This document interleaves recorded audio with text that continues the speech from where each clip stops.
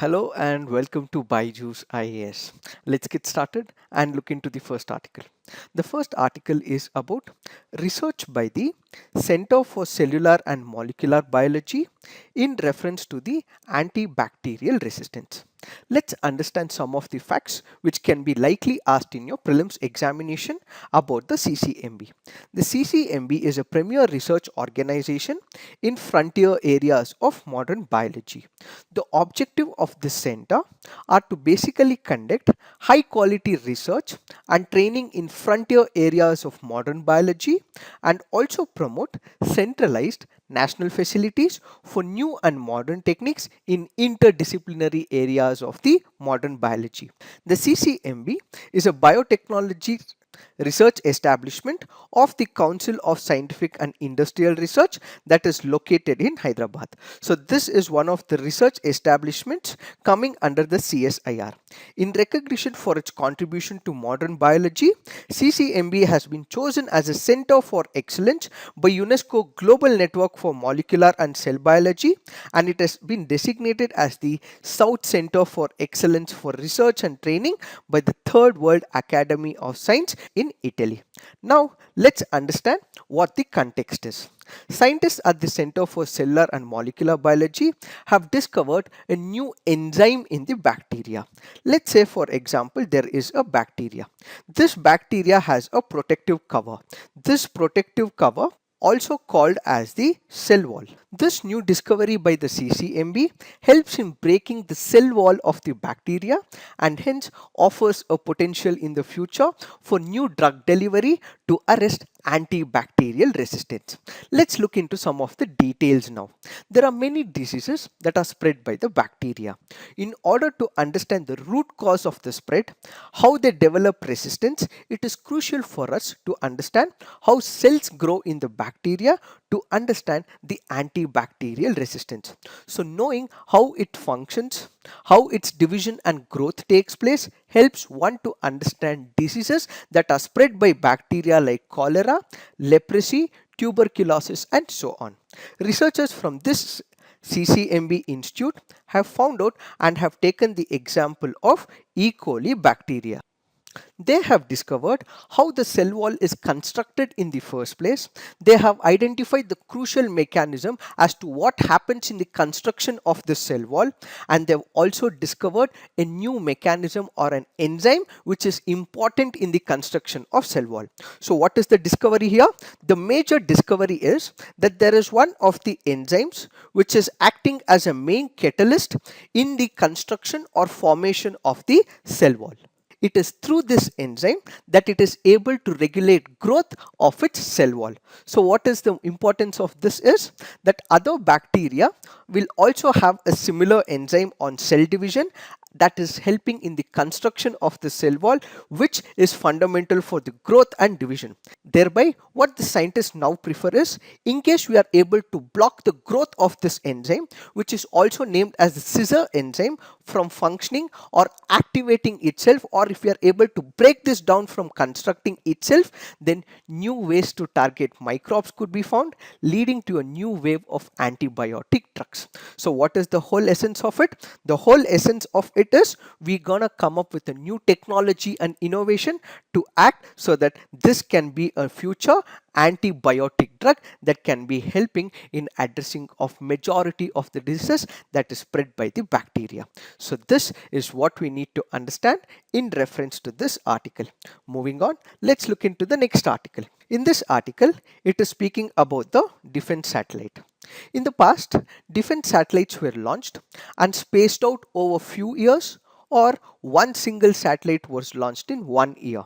Going forward, what we will see is a reversal of trend with more projects in the pipeline with the objective of the strategic use.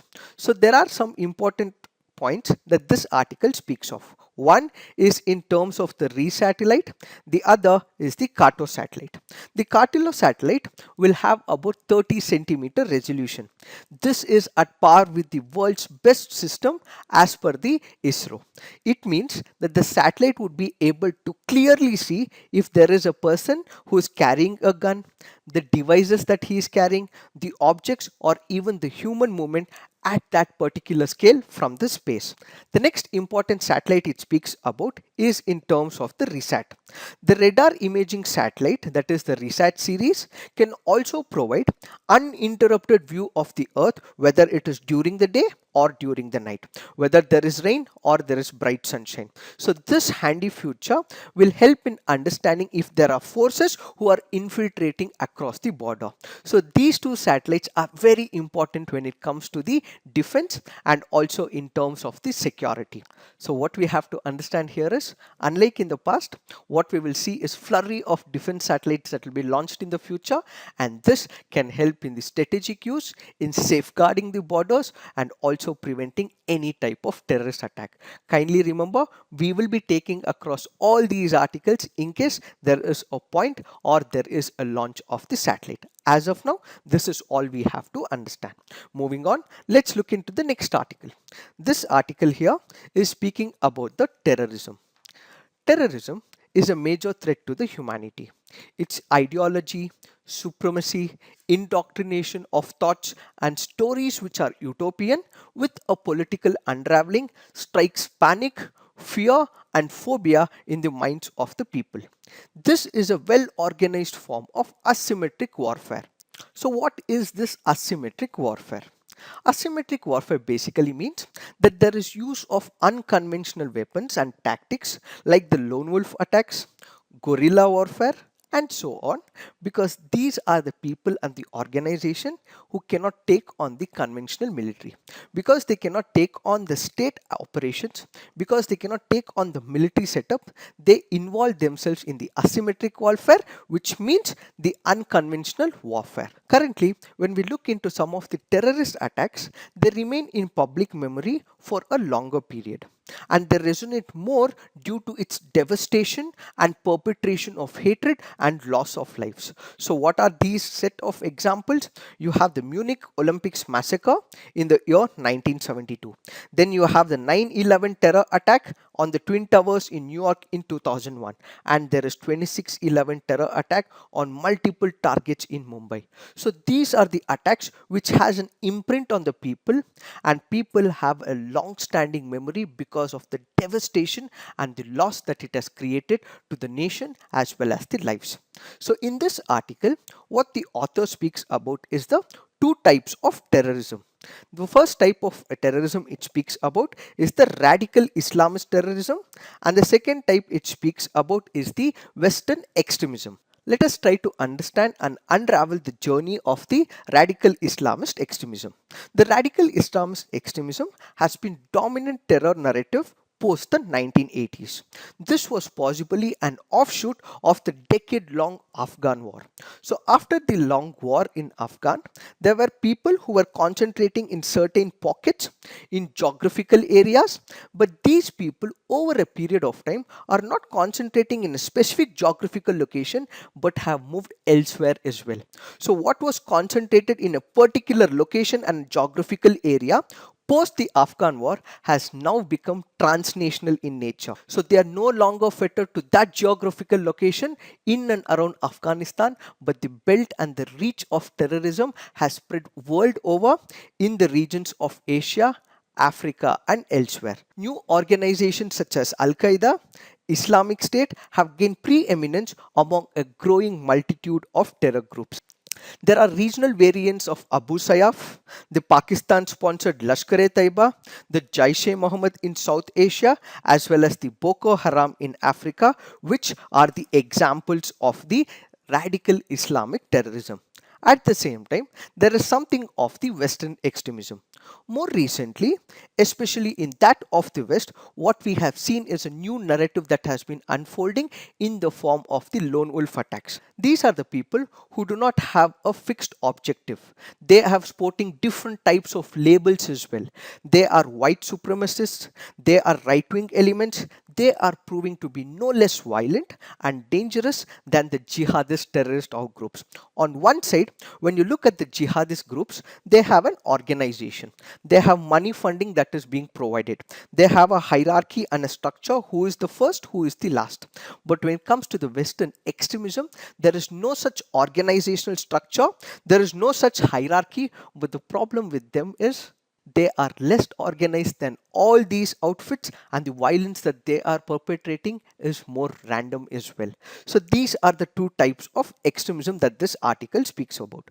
Now that we have understood the two types of extremism, next we have to understand how do they conduct their operations. Terrorists over a period of time are not only restricted to the uneducated, but there are people who are educated as well. There are people who have got masters and PhDs as well. They are honing up their skills and they are able to strike the terror at their own will. There is cross pollination of concepts and ideas. There is not a single terrorist organization but multitude of terrorist organization. One terrorist organization is able to deliver message, they're able to transmit information, and at the same time in many cases they're also pooling resources in terms of money as well as manpower. So what was once restricted to the uneducated, the ideologically battled ones are now also filled with the educated master holders, PhD holders, engineering holders who are able to deliver the goods to these organizations. They're able to pool resources from multiple other organizations and able to strike terror at the will that they want. So in this particular backdrop, what this article speaks about is it right for us to call an end to the era of IS dominance? So what this author M.K. Narayanan says is, it would be completely premature to celebrate the decline of terrorism that is based on the demise of the IS. The territory which was once controlled by the IS caliphate may have reduced drastically. Yes, there is constant pressure from the Western forces on these ideologues, but this does not mean that we can call an obituary on their names as well. Why? That is because the IS remains a fount of support and inspiration for several hundreds of fighters across Asia, Africa and Europe. We did discuss there is cross pollination. There is messages that are delivered from one group to another. So what IS has done is it has provided support. So there are groups who are following that ideology, and it is this ideology that is driving other organizations as well. So what we have to understand here is many IS networks are still operating clandestinely. Now they might have reduced their operations due to forces and due to military actions of the West, but still there is operations that are conducted clandestinely. Supporters are ready to revive their activity once this pressure from the West relaxes. There are also unconfirmed reports that there are people who were supporting IS have gone back to their home countries of origin, and they are strengthening the nucleus of the IS group. Further, development of technology and information, internet-enabled terrorism has been able to activate its sleeper cells, resort to remote plotting, and this is the type of terrorism that we will be seeing in the 21st century. So what the author goes about speaking is that you cannot call for an end. You cannot write off the IS right now. Why? The simple reason is there are multiple organizations who are garnering their support through the IS. So now, because the IS cannot be written off, because there are people who are wanting to open up new grounds for it, because they have an ideological backing in Asia, Africa and multiple other countries, and also because this is an era of internet related terrorism, what we have to understand is that counter-terrorism experts will have to lay stress on multiple domain operations and information technologies and undertake terror gaming to wrestle with the uncertain future that is already upon us. So this is what we need to understand in reference to this article. So moving on, let's look into the next article.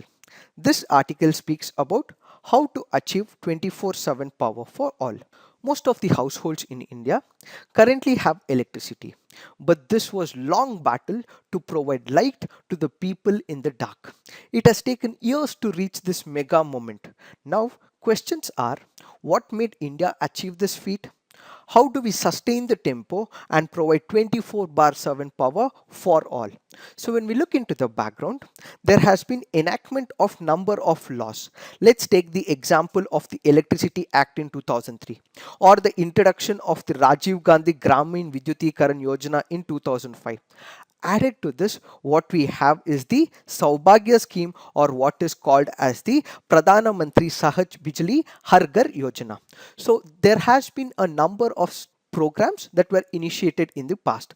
added to this, there has been impetus that has provided by the Saubhagya. That is the major reason as to how we are able to electrify each and every willing household. What is the reasons for this surge? Yes, there have been laws in the past. Yes, there have been schemes which have been laid by the government. But what is so unique about Saubhagya? The importance of Saubhagya is there are several engineers and managing directors in electricity distribution companies, that is the DISCOMs, their contractors, state and central level bureaucrats, and even energy ministers have been working to make sure that every household is provided with electricity. DISCOM engineers have evolved their attitudes. From what is called as procrastination, they have moved towards the path of agility. From the path of skepticism, they have moved to the path of determination. With this, they were able to meet the targets having walked through the path of difficult terrain. Now, what we have to understand here is, yes, we have made a lot of transformation. Yes, there have been development from the government as well as its machinery. However, there are also concerns as well. Why? That is because despite such massive efforts, outreach by the government and its machinery, the battle against electricity is still not won. There is evidence to prove that stats are far from reality. The infrastructure that has been laid is not working at the optimal level. We have laid the infrastructure. There is erection of the electric poles and there is extension of the wires. This ultimately does not mean that power is being supplied to the people.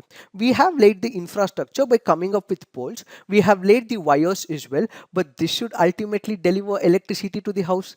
This is not happening. So we have laid the infrastructure, but when it comes to the ultimate reality, the reality is that people are not getting electricity.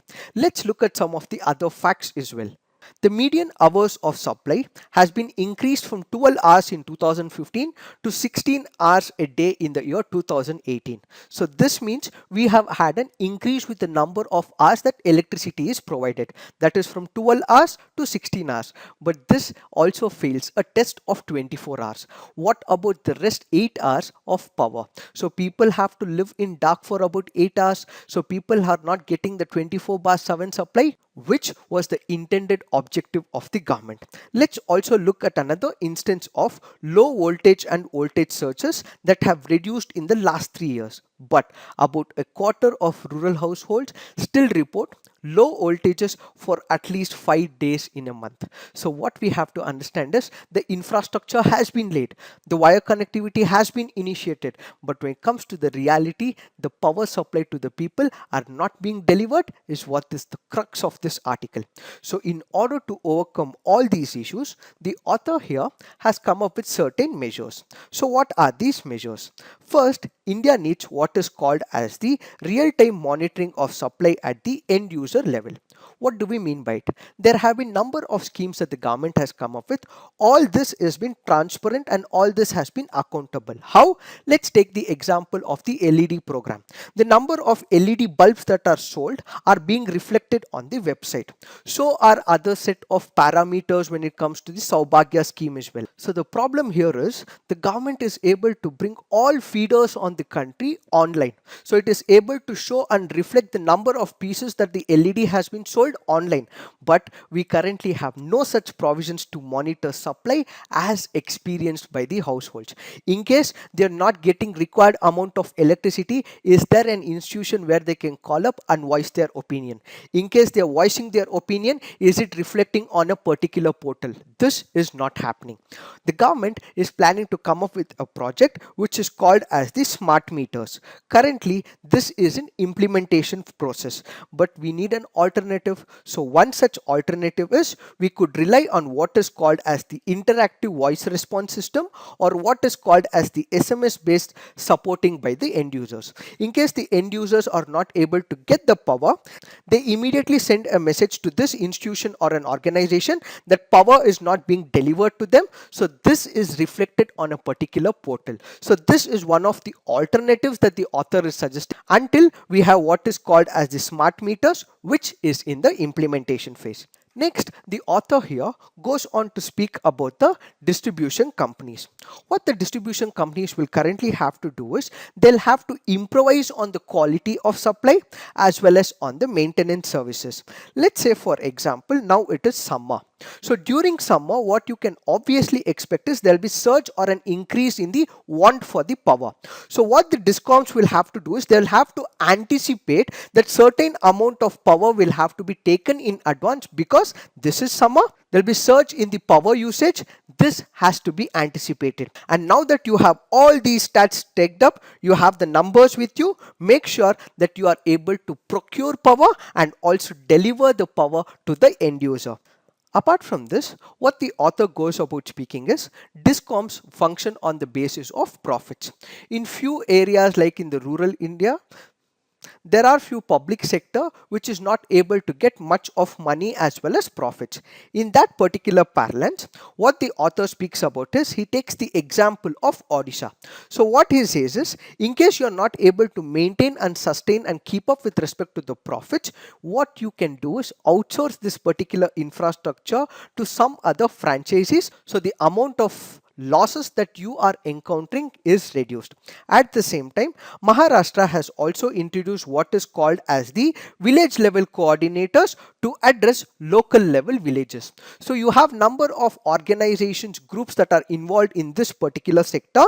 In case of power fluctuation or loss in the power, immediately this organizational group will inform the state as well as the distribution companies so that they can reflect on the thought process and come up with a novel cost effective approaches. So these are the two examples that have been laid. Finally, what this author speaks about is there also has to be an improvement in supply which should be complemented with significant improvement in customer service, which also includes billing, metering as well as collection. Now that the infrastructure is provided, there is also power supply that is guaranteed to the end user. What about post providing the infrastructure and electricity? So you have something called as the billing, the customer service, the metering and other grievances. These grievances from the customers will also have to be addressed. So this is the ultimate reality in providing the 24/7 power supply is what the author says. So what is the conclusion that we can draw?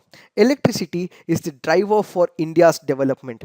It is one of the key infrastructure projects. With the establishment of electricity, what we will also see is this will reinvigorate other sectors like the education sector, the health sector. This will ultimately provide prosperity for the local people is what this article all about. So moving on, let's look into the next article. This article here speaks about the endangered Sehuencas water frogs.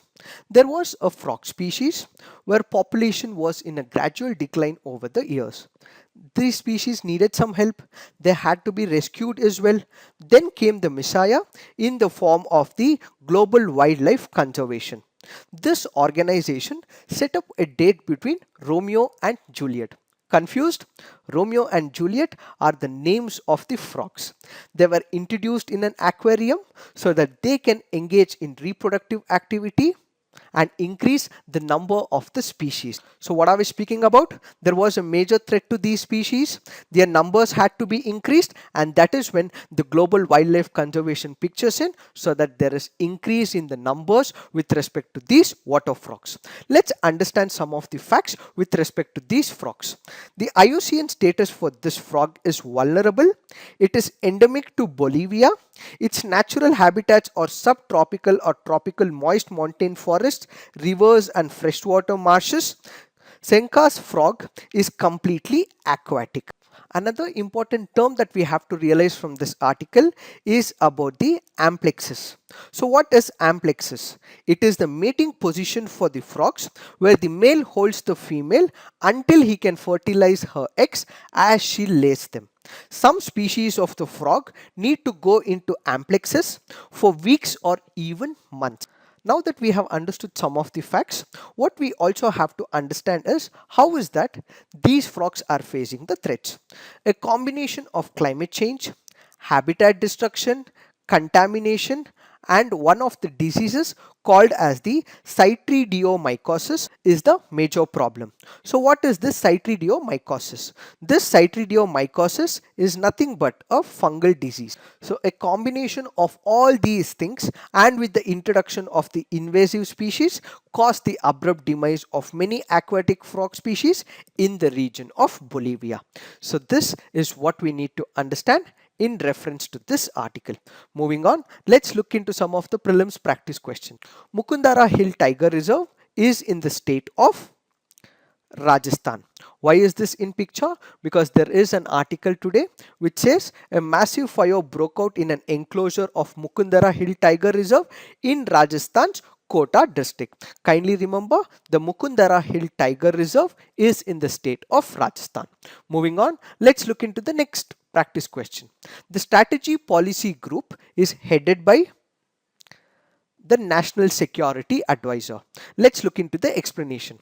The central government has set up the strategy policy group, and this is headed by the National Security Advisor Ajit Doval to assist the National Security Council, which advises Prime Minister Narendra Modi on matters related to national security as well as the strategic interests. Moving on, let's look into the next practice question. Which of the following rivers are correctly matched? Bahuda River, is it in Nagaland? No. Doyong River, is it in Odisha? No.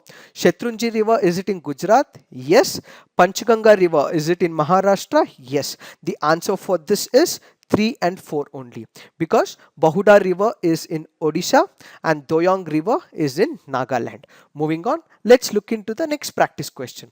The endeavor of Janani Suraksha program is to promote institutional deliveries. Yes.